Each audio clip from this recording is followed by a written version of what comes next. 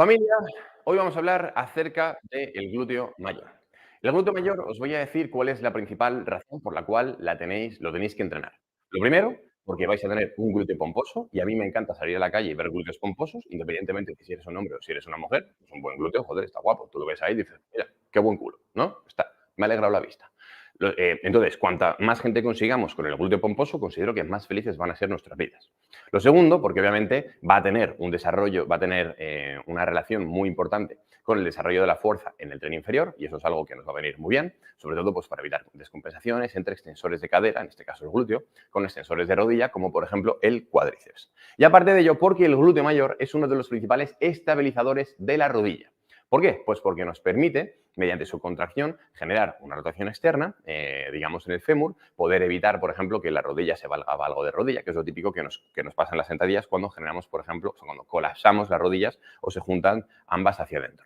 Entonces, lo que vamos a hacer ahora va a ser un análisis mecánico muy sencillito para que todos vosotros podáis entender cuáles son las principales acciones del glúteo mayor y sobre todo para poder replicarlas en vuestro entrenamiento, ya que al final del entrenamiento la selección de los ejercicios tiene que estar directamente relacionado o relacionada con las principales acciones de las que se encarga ese músculo. ¿A qué me refiero con esto? Mira, seguramente muchos de vosotros sepáis pues, que el dorsal o el pectoral, que bueno, os estoy haciendo un pequeño spoiler, son músculos que ambos son rotadores internos del hombro, ¿no? Es decir, tienen capacidad mecánica de generar esa rotación interna. Me parece genial, maravilloso, es lo que es, no es ni malo ni bueno, simplemente es. Entonces, nosotros como entrenadores o como atletas tenemos no solo que aprender esta información, sino sobre todo aprender a ordenarla en, por así decirlo, con una especie de escala de prioridad.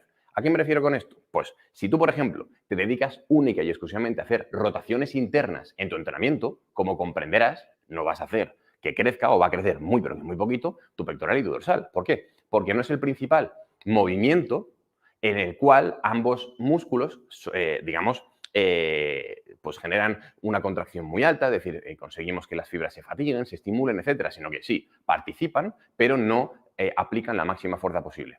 ¿Qué es lo que hacemos para poder estimular nuestro dorsal? Pues, por ejemplo, generar una extensión del hombro. Nuestro pectoral, pues hacer una aducción horizontal del hombro. Genial. ¿Por qué? Porque entendemos que son esos patrones de movimiento donde más nos interesa sacarle partido. Entonces, vamos a ver cuáles son la principal mecánica o los principales movimientos de los cuales se genera o es capaz de intervenir el glúteo mayor y a partir de ahí vamos a ir avanzando. Entonces, lo primero que voy a hacer va a ser coger aquí mi bolígrafo, maravilloso, y nos vamos a poner a anotar. ¿Por qué? Porque aquí tenemos dos vistas del glúteo mayor.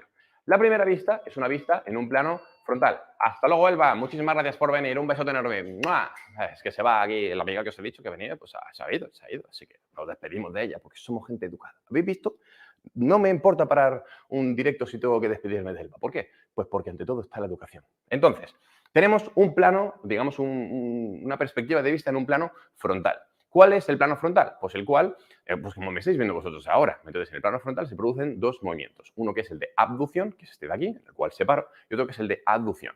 Entonces, para saber y para poder conocer correctamente cuál es la capacidad mecánica de un músculo, lo que tengo que hacer es lo siguiente.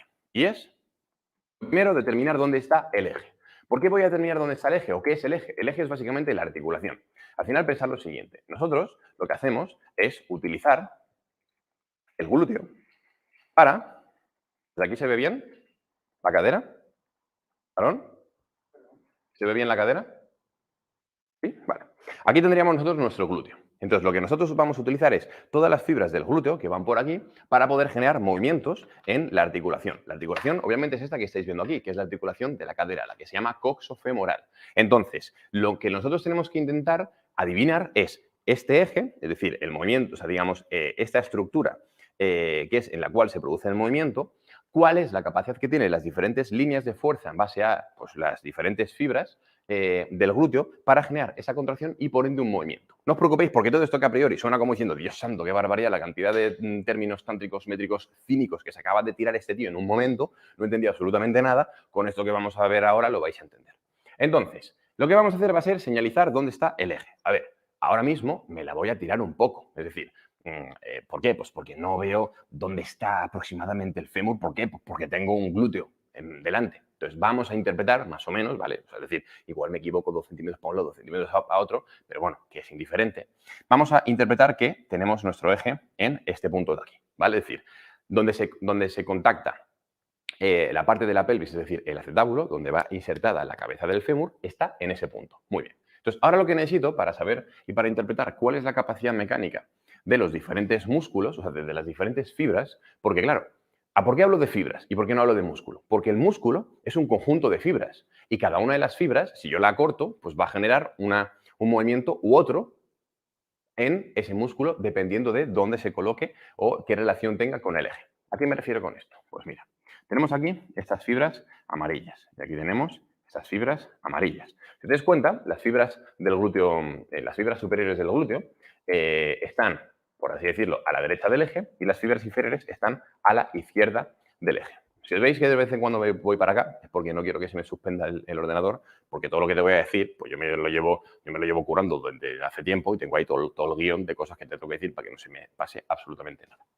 Entonces lo que ocurre es lo siguiente, y es, si yo cojo, y esto me imagino que es una cuerda, y que yo de la cuerda tiro así, lo que voy a generar va a ser un movimiento, por ejemplo, del fémur hacia afuera, ¿no? Entonces se va a generar este movimiento de aquí.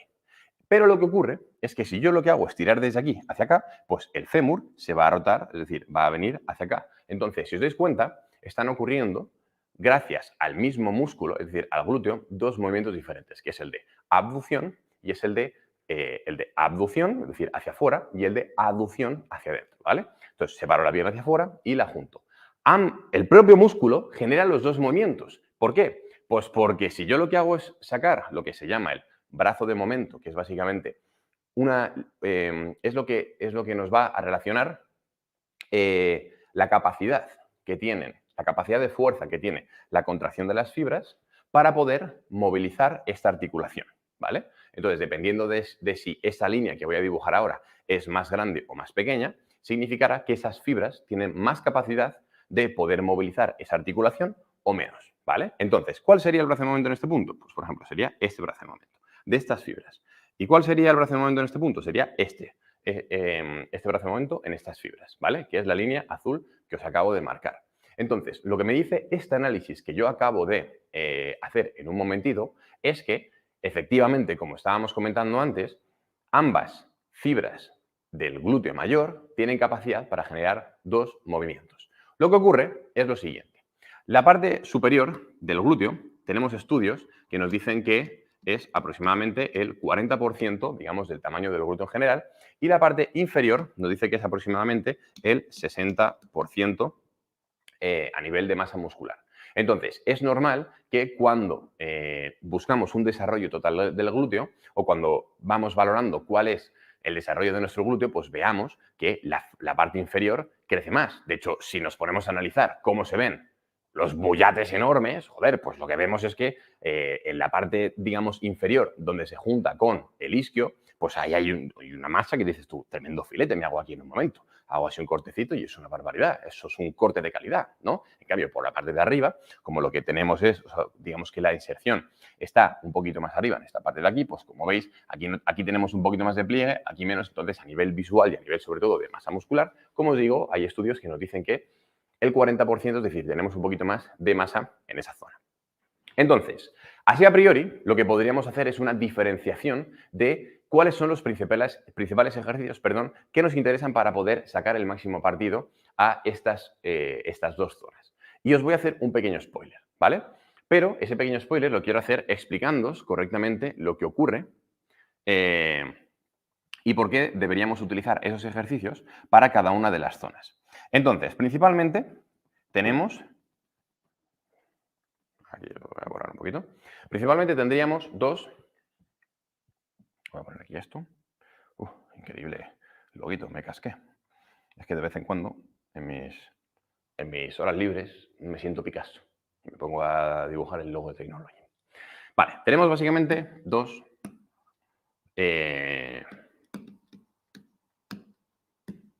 a ver, zona superior y zona inferior, ¿vale?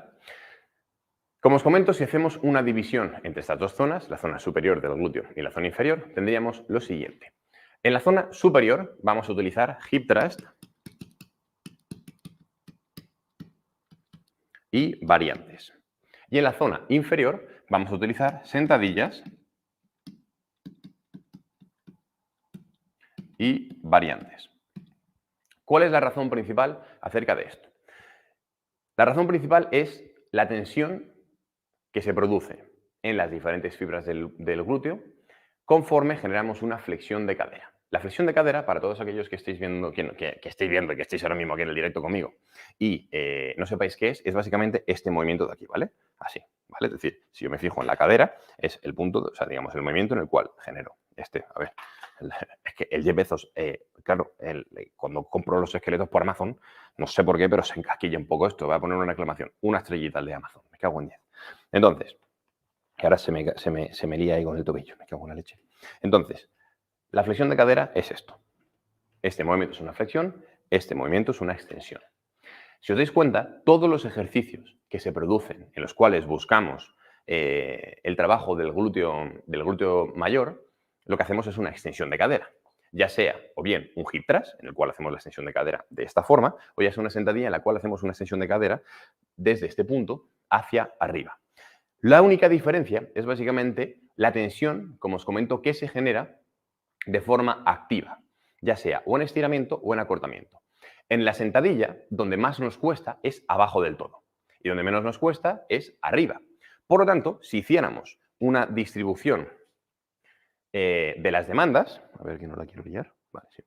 Una distribución de las demandas, teniendo en cuenta que estas son demandas, este es el inicio y este es el final, tendríamos que abajo del todo nos cuesta mucho y arriba nos cuesta poco. En cambio, el hip thrust y sus variantes, como pueden ser el puente de glúteos, etcétera, tenemos lo siguiente, y es que abajo nos cuesta poco y arriba nos cuesta mucho. Cuando yo estoy en este punto y empiezo el movimiento me cuesta poquito, cuando estoy aquí arriba me cuesta mucho. Entonces, cuando yo genero este entorno en el que abajo con una flexión de cadera me cuesta mucho, tengo dos cosas. Lo primero, una tensión, es decir, un estiramiento por parte de las fibras de mi glúteo, ya de por sí, es decir, el mero hecho de generar una flexión implica que se van a estirar las fibras del glúteo, porque conforme hago esto se estira y cuando yo genero el movimiento contrario se acorta, por eso mismo es capaz de generar esa extensión de cadera y por lo tanto tengo esa tensión ya asociada al estiramiento de la articulación o el movimiento de la articulación y por lo tanto el estiramiento del músculo y aparte de ello tengo otra cosa que es carga en estiramiento. Si os dais cuenta, en una sentadilla, conforme nosotros vamos bajando, el músculo se va estirando y conforme se va estirando, vamos añadiendo carga, ¿vale? Porque lo que ocurre es básicamente, ese sería el inicio, donde me cuesta poco, que sería aquí. Y conforme yo voy bajando, me va costando más. Conforme se va estirando, me va costando más. Entonces tengo el estiramiento de forma anatómica y encima el estiramiento bajo carga asociado a las características del ejercicio que, como te comento, conforme bajo, me cuesta más. Lo que ocurre es cuando generamos este movimiento de aquí, las fibras inferiores sufren un mayor estiramiento. Por lo tanto, si mi principal objetivo sería la zona inferior del glúteo, lo que vamos a buscar va a ser ejercicios que sean sentadillas o sus variantes. Cuando hablo de variantes, pueden ser también no solo sentadillas bilaterales, que es lo que a todos nos viene a la cabeza, sentadillas búlgaras, zancadas, es decir, patrones de triple extensión, es decir, extensión de el tobillo, la rodilla y la cadera, que es lo que ocurre cuando hacemos una sentadilla. Cuando hacemos una sentadilla tenemos una flexión del tobillo, una flexión de la rodilla y una flexión de cadera. Y cuando lo hacemos, la rodilla se extiende, la cadera se extiende y el tobillo también se extiende. Y vamos a buscar ese patrón. Y luego, si lo que buscamos es la zona superior de nuestro glúteo, vamos a hacer lo contrario. Y es el patrón contrario, en este caso, con las características contrarias, bueno, el mismo patrón que es la extensión de cadera, con características contrarias respecto a la distribución de fuerzas. Y es, en este caso, el hip thrust. Ahora vamos a ver y vamos a seguir con el análisis del plano. A ver. Ahí está.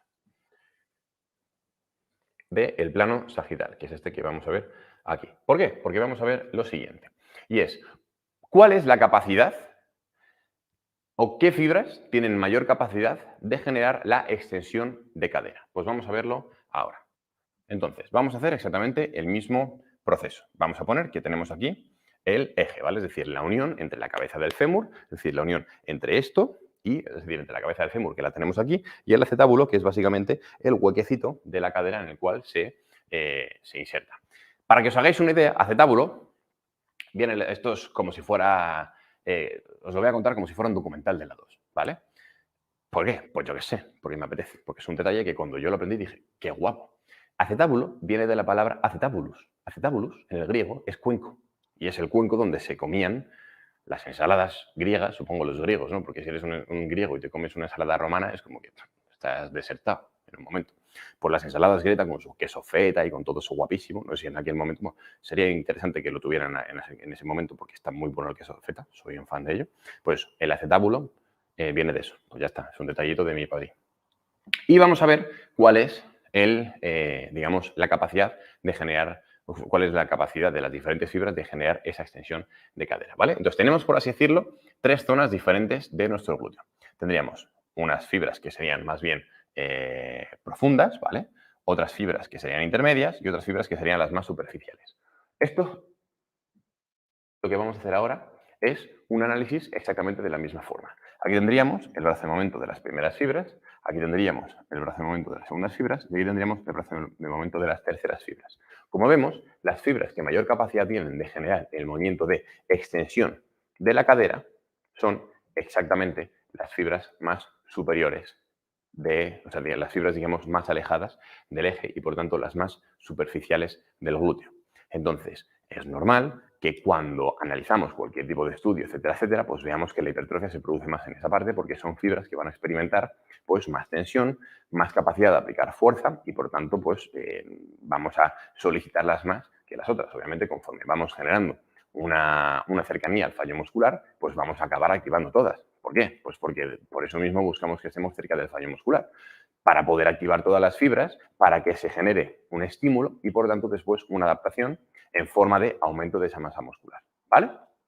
Muy bien, maravilloso. Pues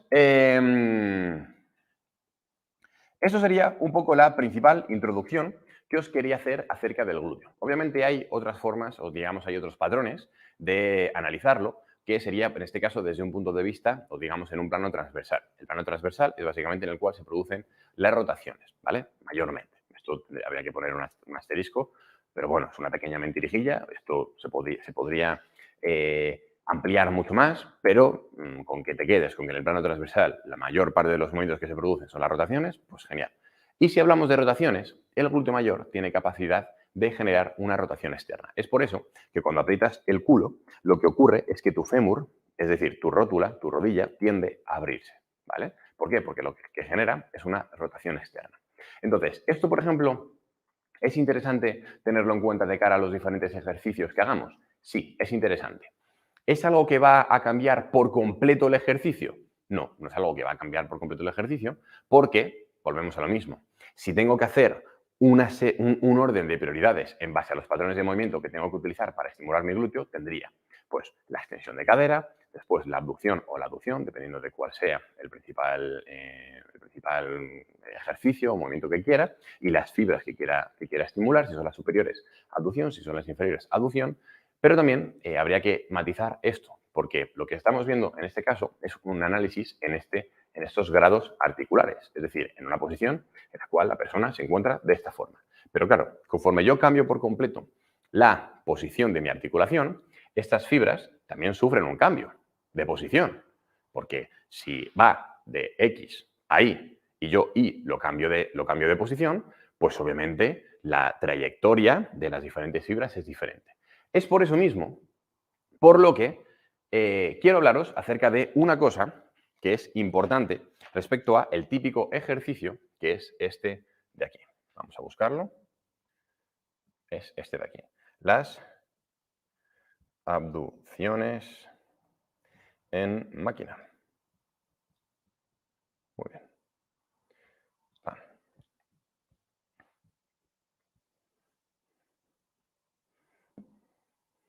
Este ejercicio que veis aquí, que es el que hemos hecho toda la vida, ocurren varias cosas. Y es lo siguiente.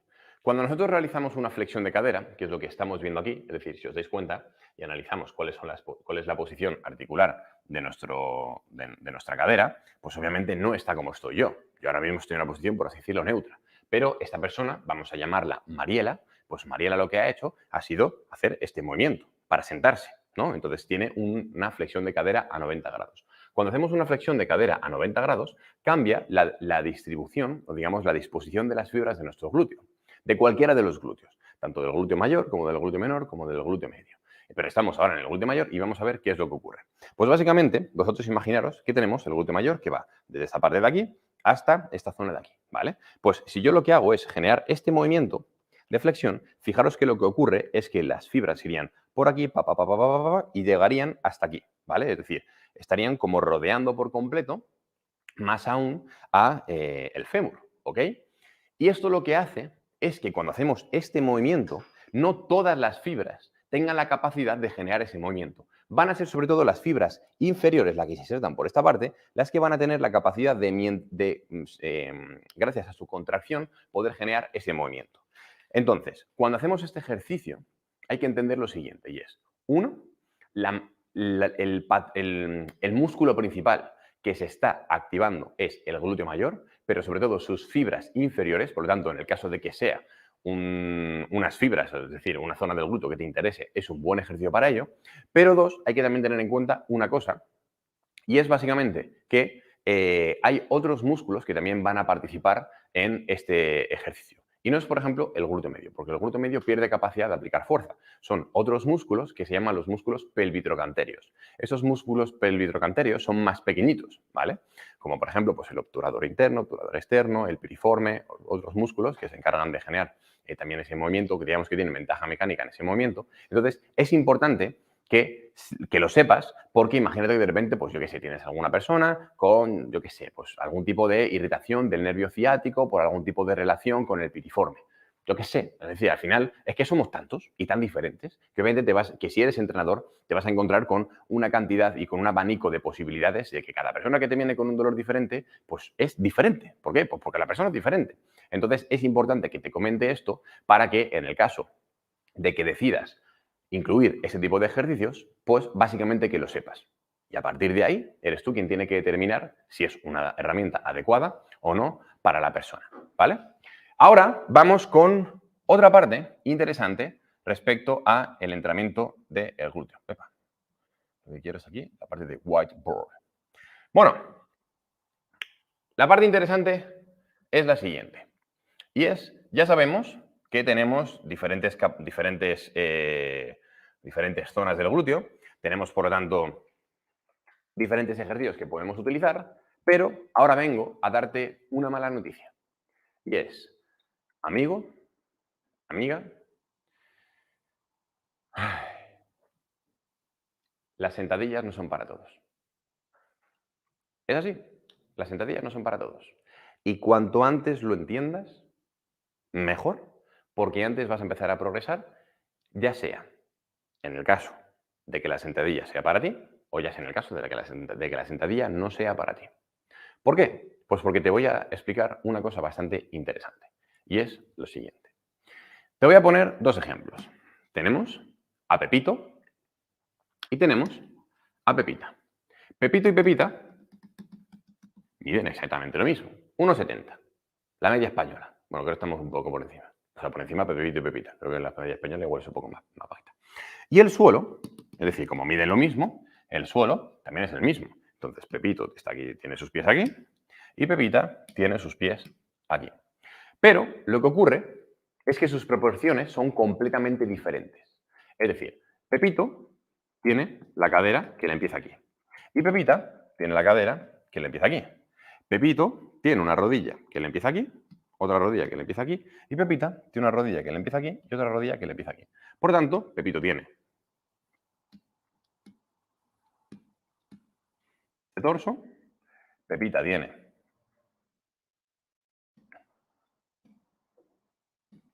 este torso, Pepito tiene esta pierna y Pepita tiene esta pierna. Si te das cuenta, la cadera de Pepito está más arriba, la rodilla de Pepito está más abajo, la rodilla de Pepita está más arriba y así sucesivamente. Y la cadera de Pepita está más abajo.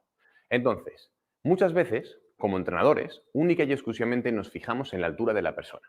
Pues, por ejemplo, entendemos que si tenemos a alguien de 1,70 m o de 1,50 m, va a ser más propenso o va a tener mayor capacidad o mayor facilidad para poder hacer sentadillas. Bueno, esto es una pequeña pista, pero muy pequeña pista.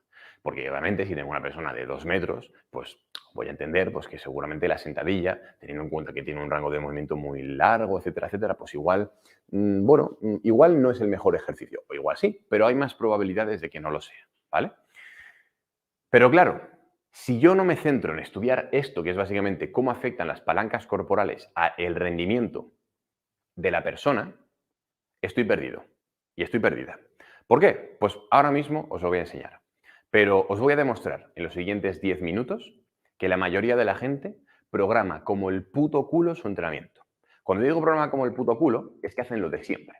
Y hacen, hola, ¿qué tal estás? Mira, soy Pepito, soy Pepita. Venga, pues Pepito y Pepita, cuando se ponen a programar su entrenamiento en el Starbucks con un café moca de puta madre, un frappuccino, que le han puesto ahí Pepito con su carita sonriente y les encanta ir al Starbucks. Por eso, pues se han puesto y han dicho, venga, Pepito, dime, Pepita, ¿qué vamos a hacer hoy? Pues venga, vamos a programar nuestro entrenamiento. ¿Qué vamos a empezar hoy? A hacer sentadillas. Ah, genial, me encantan las sentadillas. ¿Cuánto hacemos? Pues venga, tú vas a hacer 4 series porque eres un poco más avanzado, pero yo voy a hacer 3 series porque soy un poco más principiante. Venga, y estas 3 series, estas 4 series, ¿a qué grupo muscular se la ponemos? Ah, pues mira, yo creo que se la vamos a poner al cuádriceps. ¿Por qué? Pues porque hemos visto, o yo qué sé, porque es el factor limitante, porque normalmente, yo qué sé, por el cuádriceps, me da igual, porque me han dicho que la sentadilla es para el cuádriceps. Y el otro dice, ah, pues yo lo voy a decir, pues yo lo voy a poner para el glúteo, porque a mí me han dicho que es para el glúteo. Muy bien, pues ahora vamos a ver cómo el hecho de única y exclusivamente atribuir volumen de entrenamiento a un grupo muscular, porque sí, sin entender esto, es básicamente jugársela. Es ser un tarotista y es, pues, no hacer ni el huevo. Es decir, ir a ciegas. Vamos a poner el siguiente ejemplo. Tenemos a una persona con un torso pequeñito, ¿vale? Un torso pequeñito, que es esto. Y unas piernas muy largas. Un fémur, que es muy largo, y una tibia, que también es muy larga. Vale. Pues esta persona tendrá una capacidad de hacer una sentadilla muy buena, ¿vale? Es decir, lo más probable es que, de hecho, la mayor parte de sus demandas se vayan al cuádriceps. Ahora, vamos a poner lo siguiente, y es, imagínate que esta persona tuviera la tibia un poquito más pequeña, ¿vale? Vamos a partir de este punto. Vamos a poner que la persona tuviera la tibia un poquito más pequeña, es decir, que la tuviera aquí. Oiga, pues lo que ocurriría es que esto habría que borrarlo. Si esto hay que borrarlo, esto también hay que borrarlo, porque el fémur está directamente relacionado. Entonces tendríamos esto. Entonces, aquí, con una tibia más pequeña y, por así decirlo, la misma... Bueno, en este caso, de hecho, incluso os he mentido. ¿Por qué os he mentido? Porque, claro, la tibia ha empequeñecido, pero el fémur era exactamente el mismo. Entonces, lo que habría que hacer sería lo siguiente, y es, la tibia sería más pequeña, pero el fémur sería mayor. Necesitaría de una mayor demanda de tobillo y la flexión de cadera, es decir, lo estirado que está el glúteo, ahora sería menor. Entonces prácticamente ha cambiado por completo. Pero ahora pensad lo siguiente, y es, imaginaros que el torso no fuera de esta forma. Imaginaros que el torso fuera más pequeñito. Entonces, si yo lo que hago es subir la cadera, porque estoy reduciendo el torso, lo que habría que hacer sería lo siguiente, y es, ahora tengo que borrar toda la parte del fémur, subir la cadera aquí, y ahora el fémur está en este punto. Entonces, para llegar otra vez al mismo punto, es decir, para llegar a los 90 grados, tendría lo más probable que hacer una mayor inclinación por parte del torso para poder mantenerse de forma estable, porque de lo contrario, si sigue para atrás, se va a caer con la barra. ¿Qué significa esto? Pues que seguramente esta persona que tiene una inclinación del torso muy grande debido a sus palancas, con esa inclinación del torso tan grande, las demandas en la pelvis van a ser mayores, no tanto en el cuádriceps. Entonces, va a ser un ejercicio que va a reclutar más de la parte de, obviamente, el glúteo mayor y también de la parte de la musculatura lumbar, de los erectores, va a comprometer, no vamos a decir la palabra comprometer, va a demandar más de la zona lumbar. Esto, volvemos a lo mismo, ni es bueno ni es malo, simplemente es que a mi abuela, que no ha hecho ejercicio en su vida, le meta este tipo de sentadillas, igual me la cargo. ¿Por qué? Pues porque es algo que es un contexto completamente diferente y es una persona que no tolera esas demandas. Ahora, si somos una persona sana que toleramos esas demandas, pues igual hacer esto no es malo. Ahora, si nuestro objetivo, por ejemplo, en este caso en la sentadilla, fuera estimular más el cuádriceps, pues igual lo tendríamos un poquito peor. ¿Por qué? Porque estamos estimulando mucho la parte del glúteo. Entonces, al contrario, si por ejemplo fuera una persona que tiene, imaginaros, un torso. Mira, vamos a hacer una cosa, vamos a buscar aquí una foto como hemos hecho antes. Aquí. palancas, sentadilla. Y lo vamos a ver bien. Vamos a comparar dos bien para que esté así de forma estandarizada. Mirad, aquí lo vais a ver increíble. Vale. Aquí tenemos dos personas. La cual, como veis, aquí tenemos una persona con el torso bastante largo y otra persona con el torso bastante corto. Es decir, hay una relación entre torso entre torso y tren inferior completamente diferente. Una persona con el torso muy pequeñito, ante la misma flexión de cadera, necesita inclinarse bastante más. Entonces, si yo soy una persona de este tipo y contabilizo las series por grupo muscular que estoy haciendo sentadilla para el glúteo, vale, tendría sentido. Pero en cambio, si yo soy una persona o mi cliente es una persona de este tipo y contabilizo las series para el glúteo, básicamente estoy yendo a ciegas, porque lo que se va a estimular más va a ser el cuádriceps. Si a todo esto yo le sumo también que va a haber una diferencia entre, a ver si lo tenemos por aquí, vamos para atrás. A ver. Vale, vamos a utilizar exactamente la misma en el mismo punto. Aquí. Si yo le sumo que puede haber una diferencia entre que, vale, aquí tenemos exactamente lo mismo. Una persona, por ejemplo, con el fémur largo y otra persona con el fémur corto. Es decir, piernas largas, torso corto. Piernas cortas, torso largo. Si yo tengo una pierna larga, pues obviamente el fémur es bastante largo. Voy a necesitar una mayor inclinación. Si tengo unas piernas cortas pero el torso largo, pues ocurrirá que en este caso tengo mayores demandas. Como veis, ya no solo afecta la relación entre el torso y la pierna, sino también incluso va a afectar la relación entre la tibia y el fémur. De hecho, fijaros que en este caso tenemos una tibia que más o menos es prácticamente igual a esta, pero la diferencia es que el fémur es mucho más grande en esta parte que en esta parte. ¿Qué es lo que pasaría si fuera al revés? Que de repente tenemos una persona que esta tibia fuera más larga y el fémur más corto. Pues lo que ocurriría sería básicamente lo siguiente. Y es que esta tibia me la llevaría más hacia arriba. Ahora, esta parte de aquí, es decir, la cadera, se tendría que acercar un poquito más porque este fémur me lo tengo que traer aquí. Entonces la cadera estaría por este punto. Y ante la misma fuerza, el torso estaría, es decir, ante la misma fuerza, es decir, la misma posición de la carga, el torso estaría más vertical. Entonces, en este punto, con estos mismos grados de movilidad de tobillo, tendría, gracias a una tibia más larga, una mayor flexión de cadera, una mayor flexión de rodilla, pero con esta tibia más larga estaré haciendo una sentadilla más dominante de rodilla. Es decir, mayor estímulo en mi cuádriceps. Entonces, quiero que me digáis, por favor, si después de estos 5 minutos he cumplido mi objetivo de que a partir de ahora, cuando vayáis al gimnasio, si sois entrenadores, vais a ver y vais a analizar cuáles son las palancas y cuál es sobre todo la inclinación por parte del torso de vuestros diferentes clientes o vosotros mismos os vais a grabar en el gimnasio para saber si tenéis una sentadilla que realmente podéis atribuir esas series de volumen de entrenamiento al glúteo o no. ¿Lo vais a hacer? ¿Sí o no? ¿Lo habéis entendido? ¿Sí o no? Decídmelo por el chat. Quiero leerlos. Es mi reto personal. A ver.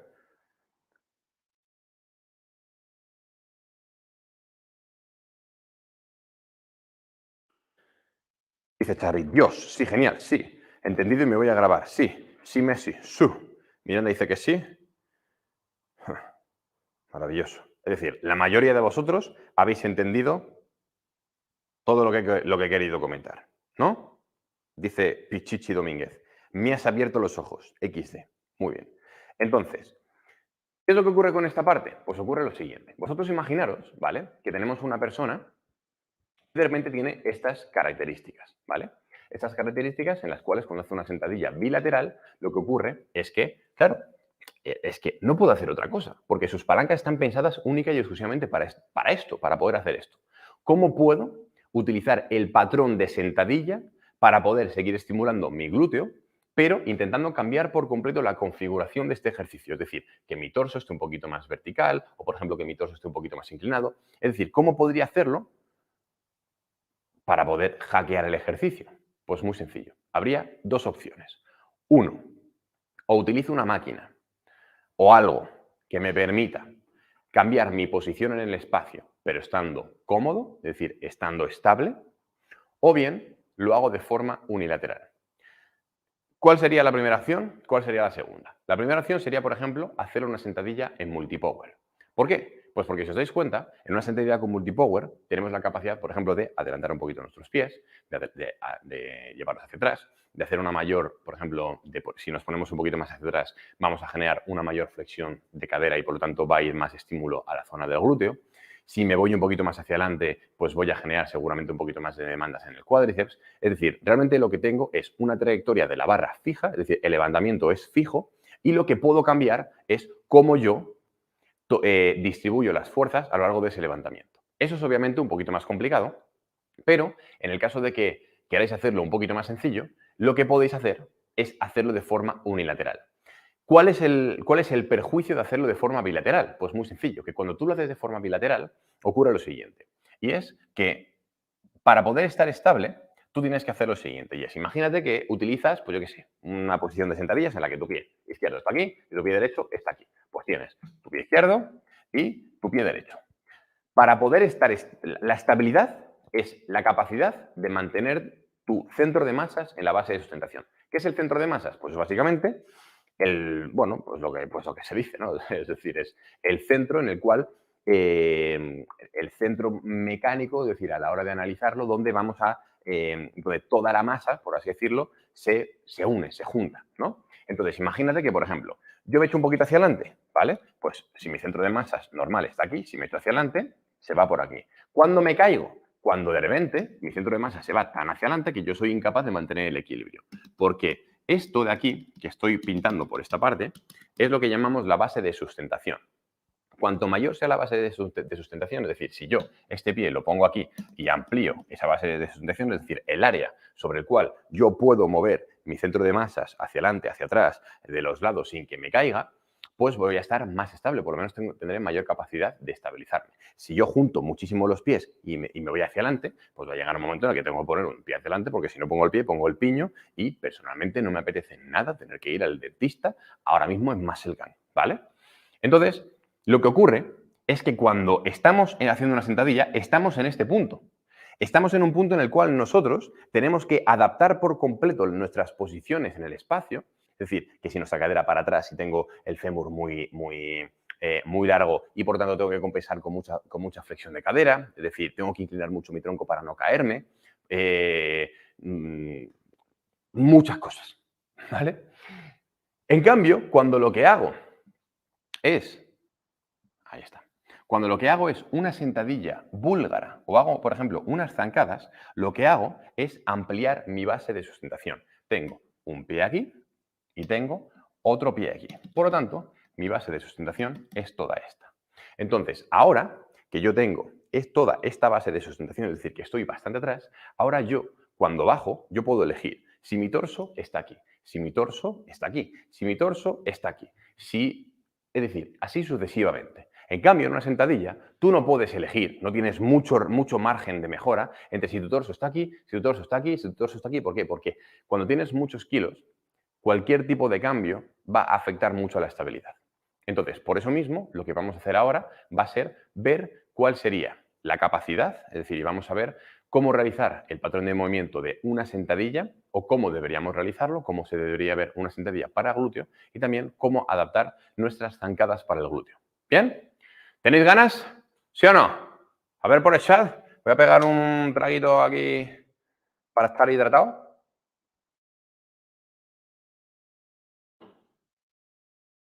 A ver. Dice Marco. Ya cambié sentadillas por zancadas. Sí, jefe. Se puede decir más alto, pero no más claro. He entendido y estoy flipando con esta nueva aplicación. La verdad es que muy buen explicado. Es más, tenía dudas siempre si lo hacía bien o no. Como un libro abierto. Qué maravilla. Muy bien, muy bien, muy bien. Vale. Pues venga, Aarón, ¿me echas una manita? ¿Sí? Bueno, damas y caballeros, con todos ustedes, el maravilloso, el sensual y el increíble Aarón Fernández. ¡Eh! ¿Qué pasa, tío? ¿Cómo estás? Bueno, cuidado con el micro. Cuidado con el micro. Sí, es que Aaron es la persona que está aquí detrás de las cámaras, el que está por ahí por el chat charlando con vosotros. Sí. ¿Y Como quieres decir cuando, algo? sí, como cuando pillas los streamers, tú, tal cual, comentando en el chat. Eso es, Todo comentando en el contento, chat. ¿sabes? Eso es. Así que Aaron va a ser la persona que está detrás de la cámara manejando para que podáis ver todo. Así que, por favor, por el chat, un aplauso para Aaron. Es que esta presentación no hacía falta. Bueno, pero me da igual, aunque no hacía falta. Venga, tira, anda, vamos, pilla la cámara, que vamos a reventarlo. A ver, familia de la Science de los Games. A ver, si veis que está todo esto aquí hecho un poco desorden es por lo que os he dicho, que es que la hemos liado. Teníamos todo ahí bastante jaleo, pero bueno, no pasa absolutamente nada. A ver, este foco para acá. Llevar esto de aquí, lo vamos a llevar para acá, la airbike. Muy bien, maravilloso. ¿Se ve bien? ¿Se ve todo correcto? ¿Sí? Leco. Bueno, principalmente cuando analizamos la sentadilla, voy a hacer un repaso relativamente rápido acerca de todo esto. Tenemos que fijarnos en lo siguiente. Lo primero que tenemos que fijarnos para poder determinar si tenemos un estímulo muy bueno o muy malo en el glúteo es la posición de los pies y sobre todo la posición de la carga en la espalda. Es lo que va a determinar junto con todas nuestras palancas, solo que claro, nuestras palancas no las podemos cambiar, pero sí que podemos cambiar un poquito la distribución de esas fuerzas en el caso de la barra, la posición de la barra en la espalda, o bien cuánto vamos a abrir o a cerrar y la orientación de nuestras punteras para poder meterle un poquito más, un poquito menos de estímulo a nuestro glúteo. Entonces, tenemos dos tipos de sentadilla diferente, ¿vale? Por así decirlo. Respecto a el glúteo, tendríamos las sentadillas con barra alta, en las cuales lo que vamos a hacer va a ser colocar la barra encima del trapecio, y luego tendríamos las sentadillas con barra baja, en las que lo que vamos a hacer va a ser bajar la barra y la vamos a poner encima del deltoides posterior. Vale. Cuestiones. ¿Cuál es mejor para la sentadilla? La mejor es la barra baja, 100%. ¿Por qué? Porque al tener la barra baja, ya de por sí nos va a implicar una flexión de cadera para poder mantener, como estábamos hablando antes, todo nuestro centro de masas en la base de sustentación. Y esto es clave entenderlo, porque si ya desde el principio partimos con una flexión de cadera, eso implica que lo más probable es que haya una mayor flexión de cadera cuando estoy bajando. Una mayor flexión de cadera implica un mayor estiramiento por parte del glúteo y un mayor reclutamiento del mismo. Entonces, ¿es mejor esa? Sí, 100% es mejor, pero demanda de más estabilidad. ¿De qué? Perdón, de más movilidad. ¿De qué? Sobre todo del hombro. ¿Por qué? Porque fijaros lo siguiente. Yo aquí estoy súper cómodo, maravilloso. Pero en el momento en el que bajo, mi hombro tiene que generar una mayor rotación externa y también tengo que generar una mayor extensión torácica, es decir, tengo que sacar más el tronco. Entonces, esto estará pensado, o lo podrán hacer las personas que tienen esa capacidad. No todo el mundo tiene que hacer una sentadilla con barra baja, ¿vale? Por eso mismo, os lo digo, porque sé que aquí estáis muchos entrenadores y muchos fisios y no pongáis a todo el mundo la sentadilla con barra baja solo por el mero hecho de que Álvaro Trainer os lo haya dicho. Ponerla una vez que sepáis que vuestro cliente o vosotros mismos, si sois atletas, sepáis que tenéis esa movilidad de hombro. ¿Cómo lo puedo saber? Pues, por ejemplo, tan sencillo como decirle que se ponga aquí y que haga este movimiento. Una vez que tengo este movimiento, es decir, si abarco los 90 grados, puede estar bien. Yo personalmente, después de haber entrenado a literalmente cientos de personas, os recomiendo que para poder aseguraros al 100%, la persona tiene que tener más de 90 grados de rotación externa. Sería lo más interesante para aseguraros al 100% de que lo puedo hacer, ¿vale? A nivel de rotación externa. Y entonces, después tengo este punto y tengo otro, que es el de abajo, el de las piernas. Entonces, aquí tenemos varias cosas. Lo primero, podríamos hacer o bien un stance, es decir, una posición de los pies de esta forma, y esto lo que va a generar va a ser que vamos a realizar un movimiento más en lo que se llamaría un plano sagital. Lo más probable es que, bueno, lo más probable no, es esta posición es la posición que menos nos permite adaptar el movimiento a nuestras palancas. ¿En qué sentido? En que esto demanda muchísimo de la movilidad de tobillo. En el momento en el que demando muchísimo de la movilidad de tobillo, básicamente lo que estoy haciendo es joder a todas las personas que no tienen la movilidad de tobillo suficiente como para poder hacerlo. Porque entonces, si no tengo suficiente movilidad de tobillo, a la hora de bajar tengo que compensar mucho con la flexión de cadera, ¿vale? ¿Qué dirás tú? ¿Me interesa? Bueno, pues no te interesa porque te vais muchas demandas a la lumbar, ¿vale? No significa que si lo que queremos es el glúteo, tengamos que ir a niveles extraordinarios de flexión de cadera. Hay que ir a un nivel moderado, que es lo que vamos a ver ahora. Entonces, el hecho de abrir las piernas y rotar ligeramente las punteras hacia afuera implica que ahora estamos en un escenario, digamos, más intermedio entre las demandas de movilidad de tobillo con las demandas de movilidad de cadera. En este punto, lo que ocurre es que cuando yo bajo, la movilidad que necesito de tobillo, es decir, lo que el tobillo tiene que irse hacia este lado, es decir, hacia adelante, son menores, pero a su vez aumentan las demandas de movilidad de cadera. Y esto lo que hace es que me va a permitir llevar el glúteo mayor estiramiento. Yo estoy bajando, lo voy a hacer aquí para que podáis ver mi precioso culo en acción. Yo bajo y ahora tengo bastante movilidad de tobillo y también tengo bastante movilidad de cadera. Aparte de ello, lo que consigo con todo esto, a ver que no quiero que esto se apague, no voy a ser que la hayamos liado. Vale. Aparte de ello, lo que consigo con todo esto es que cuando genero una rotación externa de la cadera y una abducción, estoy colocando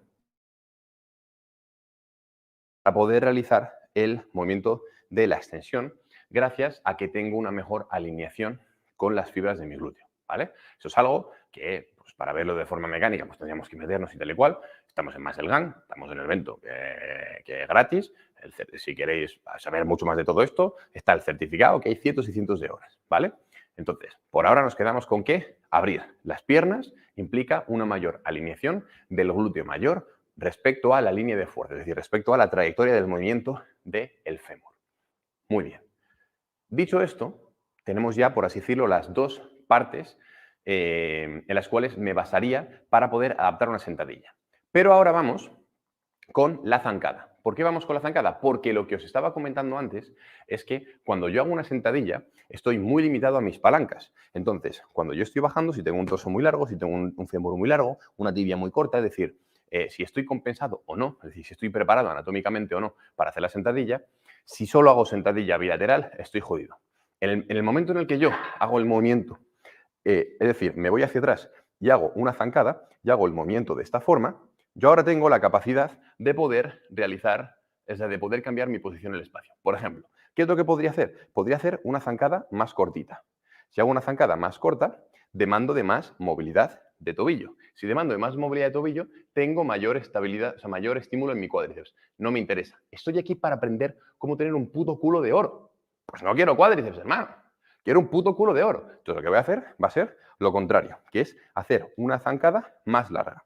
Porque hacer una zancada más larga me va a permitir poder reducir las demandas de movilidad. Voy a quitarme esto. Tampoco es plan de cansarme, ¿vale? Entonces, yo hago una zancada más larga y ahora tengo menos demandas de movilidad de tobillo. Si tengo menos demandas de movilidad de tobillo, lo que me dice esto es que mi cuádriceps tiene menos estímulo, pero mi glúteo tiene más. Y entonces, ahora yo quiero hacer lo siguiente, y es jugar con la inclinación de mi torso. Entonces, no solo voy a buscar una zancada larga para poder realizar el movimiento, sino que además voy a buscar que conforme llevo la cadera atrás, es decir, la pierna atrás de, en este caso, la contraria a la que yo quiero estimular mi glúteo, voy a buscar que se produzca a la vez una flexión de cadera. Entonces, conforme llevo la pierna atrás, con la mirada voy buscando mi pie y cuando llego a este punto estoy aquí. Y tengo una flexión de cadera, una poquita movilidad de tobillo, y esto es lo que me dice es que tengo básicamente todas las fibras de mi glúteo en tensión. Este sería la mejor posición para una zancada. Y ahora tenemos el sentido de la fuerza. ¿Qué es el sentido de la fuerza? Yo ahora puedo hacer una zancada dinámica hacia adelante o hacia atrás. Es decir, yo podría estar aquí, hacer esto, irme hacia acá e irme hacia atrás y ponerme aquí. Hacer esto, hacer el movimiento, e irme hacia atrás. O podría hacer lo contrario, que es estar cerquita del rack, llevar la cadera hacia atrás, hacer esto e irme hacia adelante. ¿Cuál de las dos me interesa? La que me interesa es la segunda, la que me voy hacia adelante. ¿Por qué? Porque si aplicamos la biomecánica, en cada una de estas dos situaciones estoy aplicando fuerza en el suelo de una forma diferente. Cuando yo aplico fuerza hacia adelante, si yo me muevo hacia adelante, es porque la fuerza que he hecho ha sido hacia atrás. Es decir, cuando yo quiero ir hacia adelante, yo lo que hago es que estoy empujando con mi suelo en esta dirección. Si empujo en el suelo con esta dirección, aumento las demandas en mi cadera. En cambio, si lo que hago es irme hacia atrás, ahora en vez de empujar en esta dirección, empujo el suelo en esta dirección. Entonces, aunque a priori nosotros solo veamos un movimiento, el movimiento se ha producido porque ha habido una aplicación de fuerza en el suelo. Y por eso mismo me muevo, porque de lo contrario no consigues movimiento sin aplicar fuerza en absolutamente ningún sitio. Entonces, A mí la que me interesa es en la cual, desde este punto, yo me voy hacia adelante, porque hago un mayor énfasis en la extensión de cadera, es decir, hay un movimiento más activo en la extensión de cadera, hay más demandas por cómo oriento esa aplicación de fuerza sobre el suelo, que es hacia atrás, es como si hiciera este movimiento. ¡Pam! ¿A qué os recuerda? A una patada de glúteo. En cambio, si yo hago este movimiento, ¡pam! ¿A qué te recuerda? No sé, pero a glúteo no.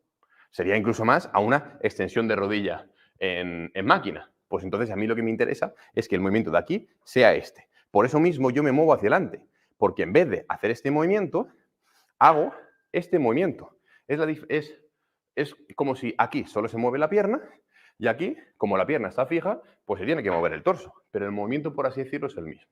¿Bien? Entonces, ya sabemos por qué utilizo las zancadas o bien las sentadillas búlgaras, y esto básicamente es, digamos, un resumen de lo que tenéis que hacer.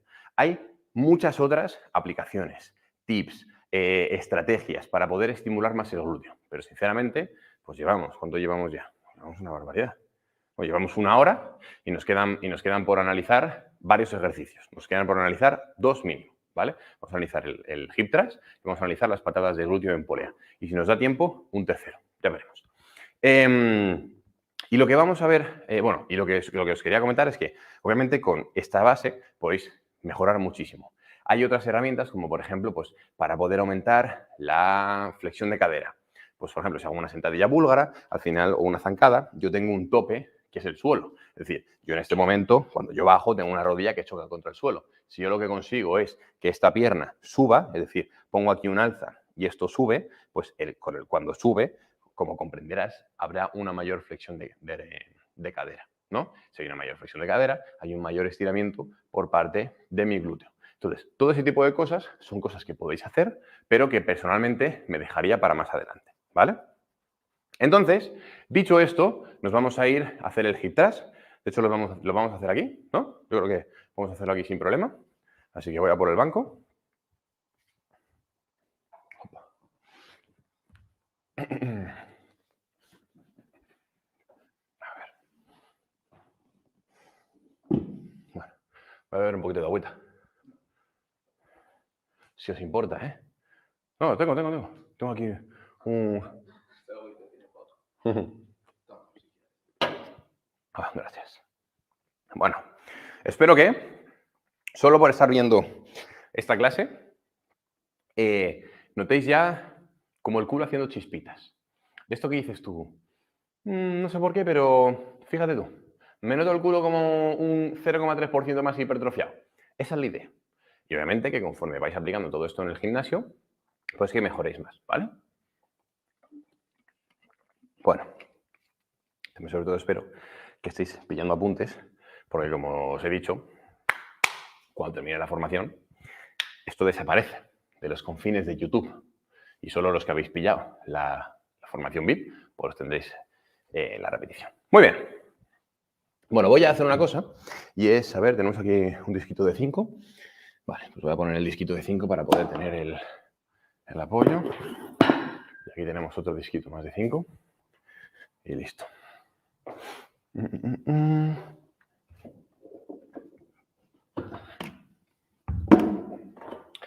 Bueno, hip thrust.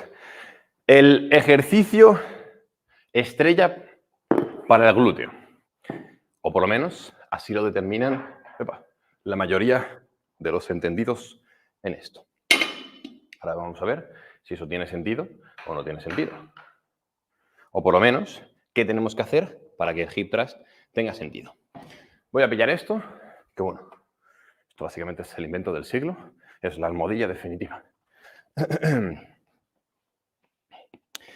El hip thrust es un movimiento de extensión de cadera, ¿vale? La diferencia respecto a la sentadilla ya la hemos visto. Y es que la sentadilla tiene las máximas demandas en estiramiento y el hip thrust tiene las máximas demandas en acortamiento, cuando el glúteo está a 0 grados de extensión aproximadamente. Entonces vamos a ver dos cosas. Lo primero, ¿cuál sería cómo deberíamos realizarlo? En base a diferentes detalles que van a marcar mucho la diferencia, ¿vale? Para ello voy a poner esto un poquito más para atrás. Ahí está. Y me voy a colocar para deleitaros con mi glúteo realizando un buen hip thrust. Vale. El hip thrust, para que todos os hagáis la idea, sería básicamente este movimiento de aquí. Tengo la barra, pam, pam, hop, y hago este movimiento. Pum, pam, pum, pam. Vale. Aquí hay varias cosas a determinar. Lo primero es la altura y la orientación del banco. ¿Por qué? Porque cuando realizamos el ejercicio hay una cosa que es muy común, que suele ocurrir a la mayoría de las personas y que no nos interesa mucho porque nos hace perder por completo la estabilidad e incluso la dinámica de la serie. Y es lo siguiente. ¿Nunca os ha pasado que os cuesta, o sea, que os colocáis y a partir de la primera repetición del 20 dices, joder, no sé por qué, pero es que no paro de descolocarme, tengo que volver a parar, a volver a colocarme, etcétera, etcétera? Porque de repente noto como que se me arquea mucho la espalda, yo qué sé, como me siento inestable. De como yo he empezado la primera repetición a cómo he ido a hacer la segunda, algo ha cambiado. Vale, ¿y eso por qué es? Por la orientación del banco. Fijaros en lo siguiente, cuando hacemos el movimiento y hacemos esto, hay una última parte del rango de movimiento en la cual lo que ocurre es que hay una fuerza de fricción. Es decir, la fuerza no va hacia abajo, sino que prácticamente, bueno, obviamente va hacia abajo, pero hay un poquito de componente horizontal. Y eso lo que implica es que vas a resbalarte en el banco. Va a ocurrir esto. Y es que con el banco te vas a ir hacia atrás. Y cada vez el contacto va a ir bajando más. Es que cada vez el movimiento va a ser más de... o sea, vas a generar una mayor extensión torácica o extensión lumbar y por lo tanto se va a perder la fricción de cadera. O sea, vas a estar muy poquito estable. Entonces, eso te va a reducir la aplicación de fuerza, la capacidad de poder estimular correctamente el glúteo. ¿Qué es lo que vamos a buscar? Pues lo que vamos a buscar es elevar la base de nuestro banco.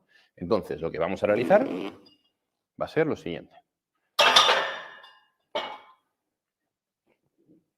A ver, igual hacerlo así es un canteo, sí, es bastante locura. Mira, vamos a hacer una cosa. Tengo por aquí, a ver, sí, eso es lo que te voy a decir.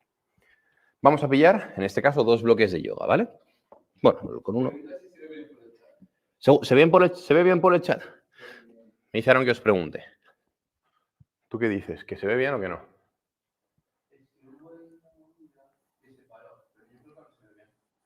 A ver. Dicen que sí, dicen que sí. Vale, sí, maravilloso. Sí, se ve bien, se ve bien. Dicen que sí, dicen que sí. Muy bien. Canelita en ramo, dice Daniel Estepa Sánchez. ¡Qué barbaridad! Muy bien. Entonces, ¿qué es lo que hemos hecho en este punto? Lo hemos inclinado. ¿Por qué lo hemos inclinado? Pues porque lo que estamos haciendo con esta inclinación es contrarrestar por completo las fuerzas de fricción que habría en el banco y ahora lo que vamos a hacer va a ser, por así decirlo, realizar una fuerza con nuestro torso sobre el banco mucho más estable. Ahora, cuando realizo el movimiento, cuando me pongo a realizar... A ver, vale, vamos a poner aquí. Pero tampoco queremos que yo me descoñe, ¿no? Porque joder, estaría feo, ¿no? Que Álvaro Trainer se descoñe aquí en vivo y en directo.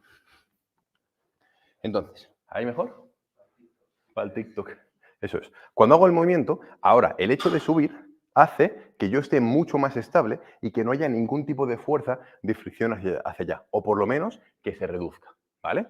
Eso es lo más importante a tener en cuenta. Personalmente, lo que te recomiendo es que no lo hagas como lo he hecho yo ahora mismo con un bloque de yoga, porque esto es más inestable que la compresa de una coja. Se mueve más que no veas.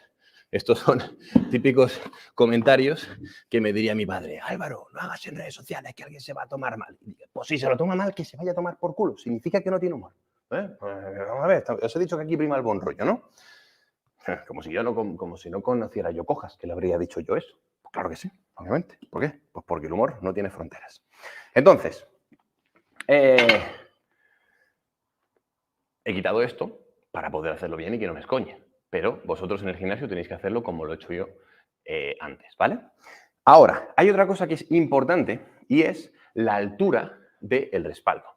La altura del respaldo va a venir determinada sobre todo por la longitud de la tibia.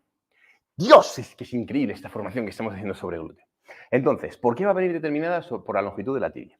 Por lo siguiente, y es porque si yo tengo una tibia, en este caso, que como veis mi rodilla está muy por encima de este punto, significa que mis hombros más o menos van a estar exactamente al mismo punto de mi rodilla. Y a mí lo que me interesa es que los hombros estén un poquito más abajo del punto de la rodilla. ¿Por qué me interesa esto? Pues básicamente para poder conseguir los mayores grados de extensión de cadera que no conseguiría de la otra forma. Os voy a poner un ejemplo, ¿vale? Imaginaros que esto estuviera muy arriba, ¿vale? Pues obviamente aquí estaría mi caja torácica, yo en esta posición, es decir, con la posición de extensión máxima de cadera, tendría aquí mi caja torácica porque el banco está muy arriba, después tendría el culo aquí y después tendría aquí la rodilla, ¿no? Entonces, básicamente estaría en este punto, ¿no? Es decir, tendría tanto el torso como el fémur completamente alineado. Eso, obviamente, me hace llegar a los 0 grados, por así decirlo, de extensión. Pero a mí lo que me interesa es llegar un poquito más. Porque vosotros fijaros en lo siguiente. Y es, a nivel articular, me voy a venir aquí, no te preocupes, que les quiero que vean esta parte. A nivel articular, claro, yo ahora mismo estoy aquí en 0 grados, pero mi glúteo tiene capacidad de llegar hasta 30. Es decir, a mí lo que me interesa es poder ganar algunos grados de movimiento en esta parte. Cosa que si yo solo hago un movimiento en el cual me quede a estos 0 grados, es decir, cuando realizo el movimiento y hago esto, me quedo solo aquí, pues no estoy consiguiendo llegar más allá de esos 0 grados, cosa que me interesa también porque mi glúteo es capaz de aumentar, de generar esa extensión de cadera en hasta 30 grados más, aproximadamente, dependiendo de la persona, ¿vale? Entonces, por eso mismo la idea es que los hombros queden un poquito más abajo respecto a la rodilla. Entonces, lo que tienes que hacer a partir de ahora es, cuando vayas, te pones aquí, en este punto, y dices, vale, más o menos voy a intentar que el banco esté a la altura de mi rótula. Si el banco está a la altura de mi rótula, significa que mis hombros van a quedar un poquito más hacia afuera. Y entonces eso me va a interesar más. Vale, perdón, me acabo de equivocar, ¿vale? Me he liado.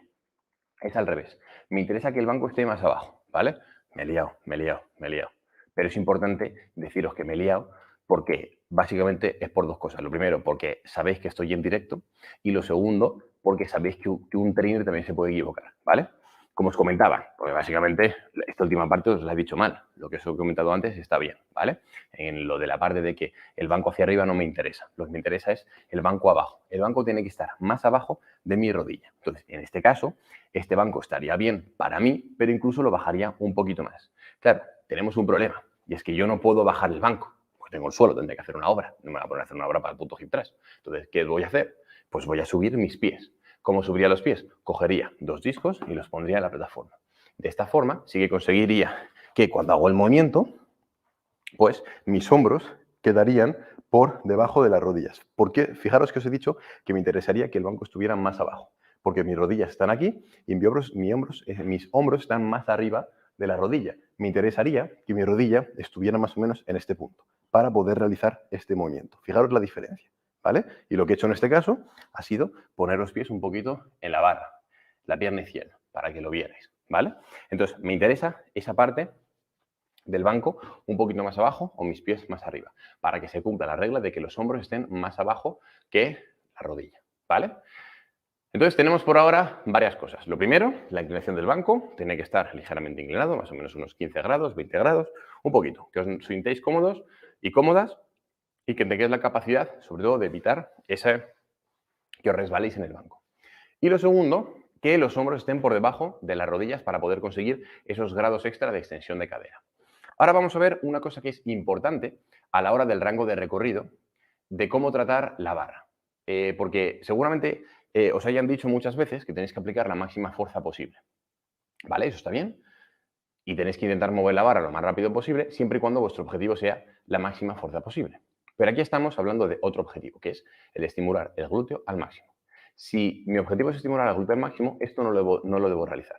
¿Por qué? Porque el hecho de de aplicar una intención de fuerza muy grande al principio, me va a quitar por completo la contracción del glúteo en los últimos rangos de movimiento, que es lo que a mí me interesa.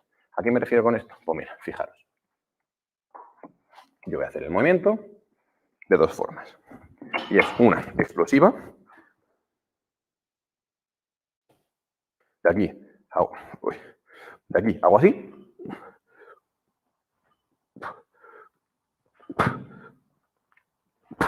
¿vale? Y luego tengo otra que es controlada, que sería así.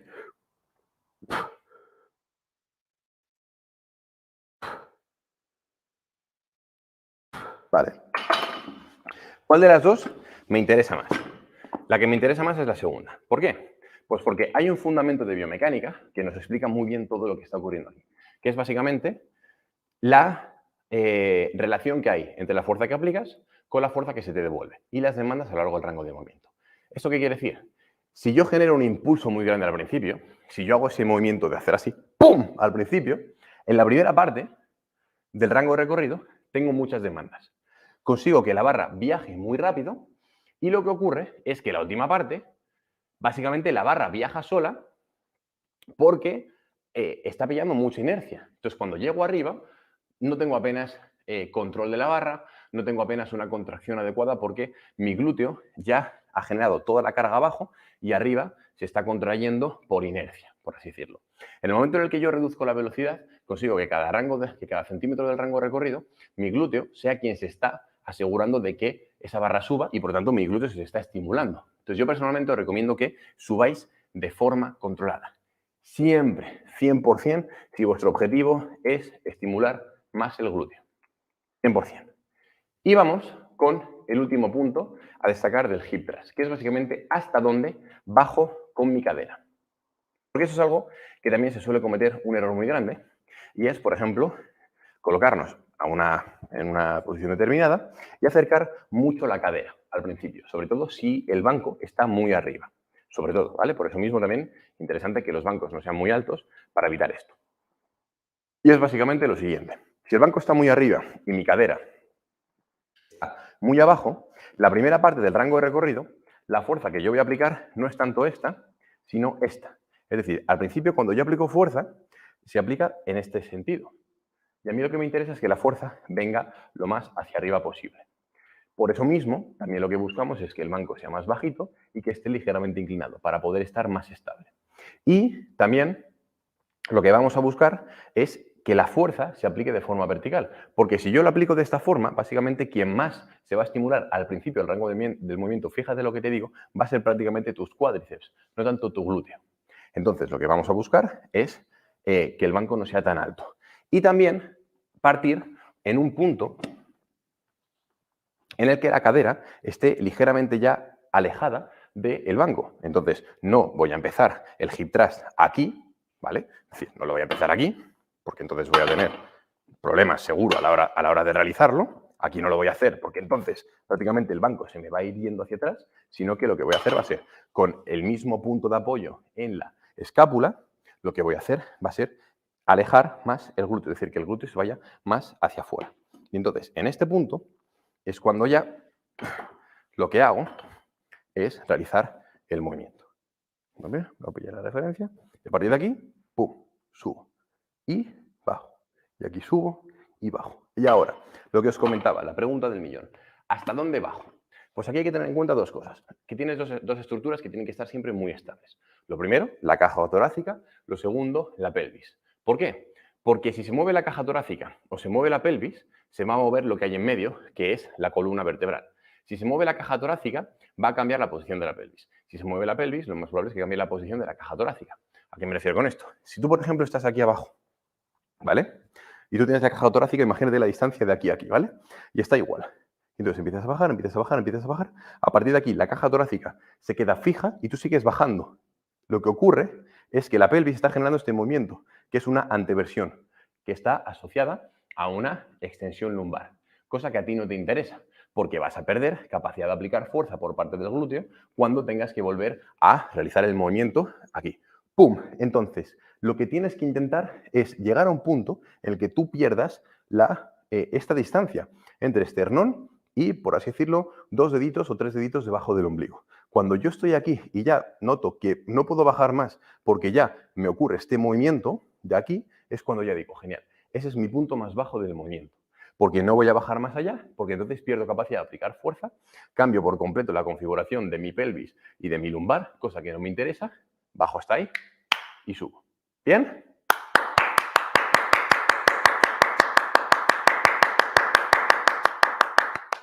Muy bien, maravilloso. qué bien, qué feliz estoy de que después de esta clase voy a ver más culos pomposos por la calle que nunca. ¡Qué barbaridad! Bueno, dicho esto, quiero que me deis un poquito de feedback por aquí por el directo. ¡Bravo, bravo!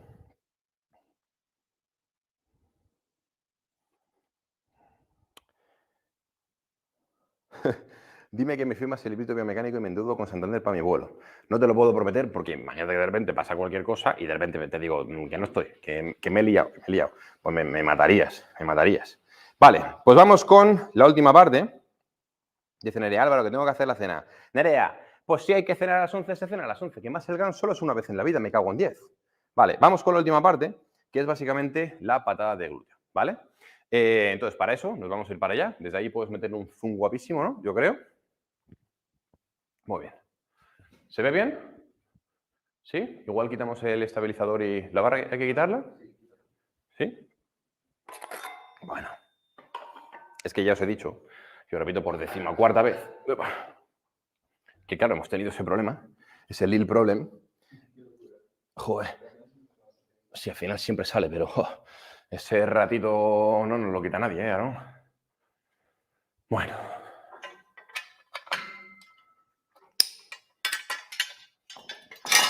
Damas y caballeros. ¿Hay que moverlo?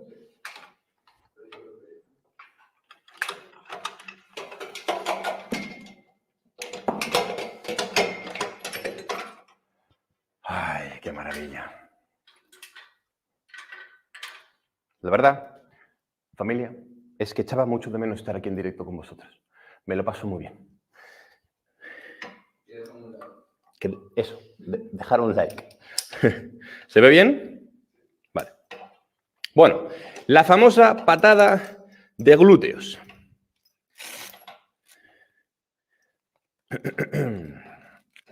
A ver. ¿Cómo deberíamos realizarla?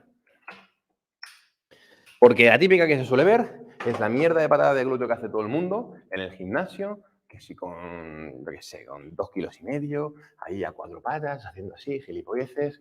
O sea, fatality, fatality. Bueno, vamos a hacer lo siguiente. Lo primero es colocar correctamente la posición de la polea. Si coloco la polea muy abajo, voy a tener un pequeño problema. Y es que conforme yo hago el movimiento, bueno, primero voy a bajar la carga porque volvemos a lo mismo, ¿no? O sea, el objetivo de esta formación no es deleitaros con mi maravilloso glúteo. Eso ya sería otra cosa aparte. Si ponemos la carga, digamos la polea muy abajo, lo que va a ocurrir es que... Vale, ahora ya está. Joder, no sé por qué, no sé qué le pasa a la polea. Bueno, voy a ponerle un poquito más de carga, que se ha bugueado la polea ahora. Bueno, pues nada, vais a tener que ver mi culo en acción, ¿eh? Si coloco la polea muy abajo, lo que ocurre es que no voy a poder generar, digamos, mucha flexión de cadera porque me veo limitado por la propia polea. Es decir, solo puedo generar esto. O sea, fijaros que tengo esta flexión de cadera. Aquí estaría en un punto neutro, aquí estaría con la máxima flexión de cadera posible. ¿Qué es lo que voy a hacer? Voy a subir la polea a la altura de mis rodillas. Cuando yo subo la altura, la polea, ahí, a la altura, joder, ahí está, a la altura de mis rodillas, ahora, ante la misma inclinación del tronco, me permite poder generar una mayor flexión de cadera. Fijaros lo que me permite, obviamente muchísimo. Entonces, en este punto tengo que hacer una cosa, y es generar una flexión de rodilla. ¿Por qué voy a generar una flexión de rodilla? Pues básicamente para intentar evitar que mi isquio se estire mucho y participe mucho en la primera parte de la extensión de la cadera. Entonces, genero una flexión de rodilla al principio y conforme subo, genero la extensión de la cadera y también una extensión de rodilla. Esa extensión de rodilla no me importa mucho realizarla, es algo que de hecho me viene bien, pero lo que me va a ayudar es básicamente a, 1, distribuir correctamente las demandas del ejercicio a lo largo del rango de recorrido para poder estimular bien mi glúteo. En el sentido de que aquí tengo bastantes demandas en mi glúteo, pero donde más voy a tener va a ser en esta parte de aquí, es decir, donde estoy más o menos a 0 grados, y conforme subo y estoy en acortamiento, ¿vale? Conforme estoy yendo hacia el acortamiento, vuelvo a tener menos demandas en el glúteo. ¿Esto me interesa? Sí.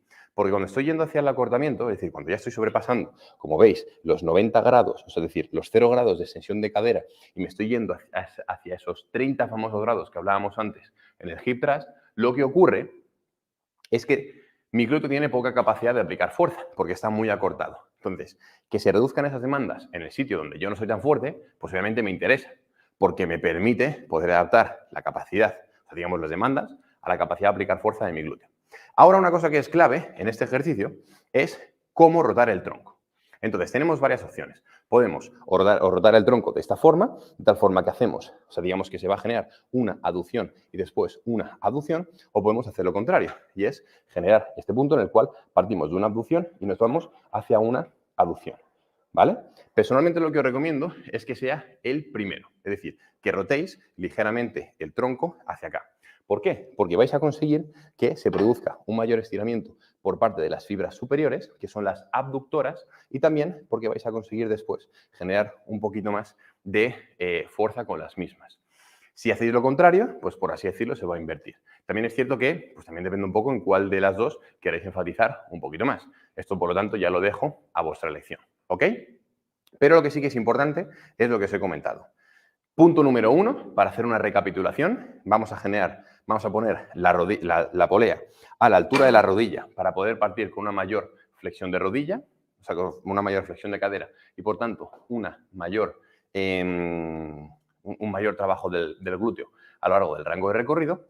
Punto número 2, voy a partir con la rodilla flexionada al principio para evitar que mi isquio durante los primeros grados del rango de recorrido se lleve mucho estímulo y sea más bien mi cuádriceps, y a partir de aquí voy a generar la extensión de la cadera. Voy a intentar también abrir un poquito para poder generar esa abducción del hombro, y también un punto que podéis aplicar es generar una pequeña rotación externa a lo largo del rango de recorrido. Es decir, fijaros en mi puntera del pie. Al principio está completamente vertical, mirando hacia la polea, y conforme subo, lo que voy haciendo es rotarla. Cuando la roto, estoy prácticamente a mis 90 grados. Eso lo que ha implicado ha sido que he hecho una rotación externa de la cadera. Y es aquí cuando hilo con la primera parte de la formación, en la cual os he dicho que sí, el glúteo mayor es rotador externo de cadera.